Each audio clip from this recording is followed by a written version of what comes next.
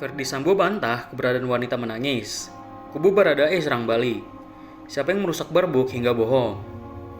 Terdakwa Verdi Sambo telah membantah keterangan Baradae atau Richard Eliezer soal keberadaan perempuan lain di rumahnya di Jalan Bangka, Jakarta Selatan.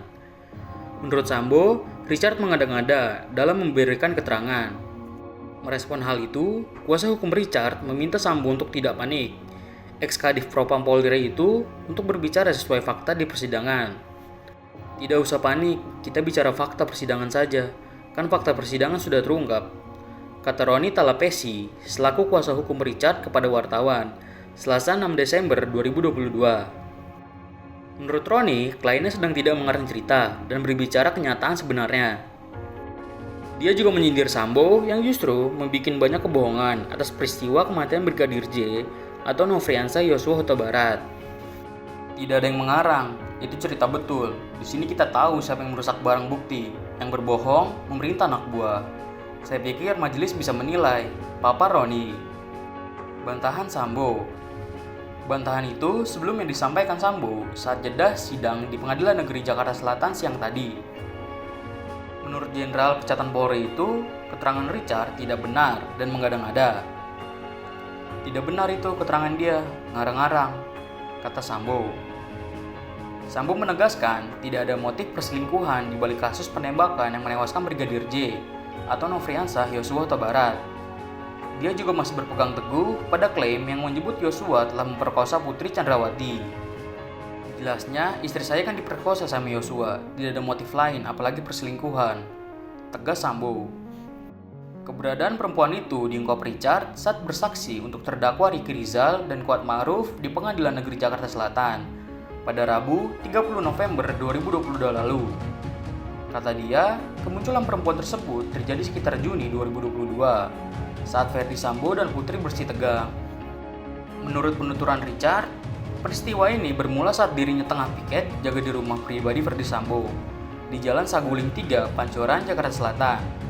Ketika itu, tiba-tiba Putri turun dari lantai 2 didampingi oleh Yosua. Pada saat standby di Saguling ada kejadian, jadi saya dan Mateus di rumah. Tiba-tiba ibu turun, almarhum juga turun dari lantai 2 bawa senjata langsung ditaruh di dalam mobil. Tutur Richard.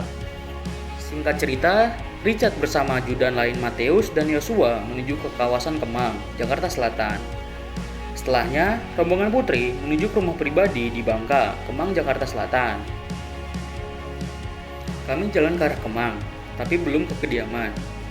Jadi itu biasanya kita komunikasi lewat HT. Saya sempat tanya beberapa kali ke almarhum Yosua, "Bang izin, ini mau kemana?" "Udah Cat, ikut aja dulu," kata dia. Itu perjalanan ada muter-muter di daerah Kemang. Saya tidak tahu ini mau kemana. Akhirnya kita balik ke kediaman Bangka. Kita singgah di kediaman Bangka, Eliezer menambahkan. Setibanya di rumah Bangka, Putri disebut turun dengan wajah marah. Tak lama berselang, Verdi Sambo pun datang memasang wajah tampak marah. Jadi saat di kediaman Bangka, ibu turun. Saya lihat kondisi ibu marah.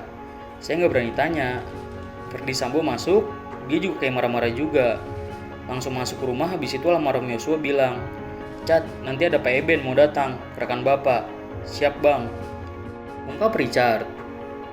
Tak lama, Pak Eben pun tiba. Yosua meminta semua ajudan menunggu di luar rumah, selain dirinya dengan Mateus. Richard bersama ajudan Farhan dan Alphonse menunggu di depan rumah Duren 3. Beberapa jam dia menunggu, tiba-tiba dari arah dalam keluar seorang perempuan sedang menangis. Richard mengaku sama sekali tidak mengetahui siapa wanita tersebut. Sekitar 1 jam, 2 jam, baru tiba-tiba ada orang keluar dari rumah. Pagar kami tutup, dia ketuk dari dalam rumah. Saya bilang, "Alphonse, ada orang keluar." Dia buka pintu, tiba-tiba ada perempuan. Saya tidak kenal dia. Dia nangis. Baru ini saya lihat, siapa ya?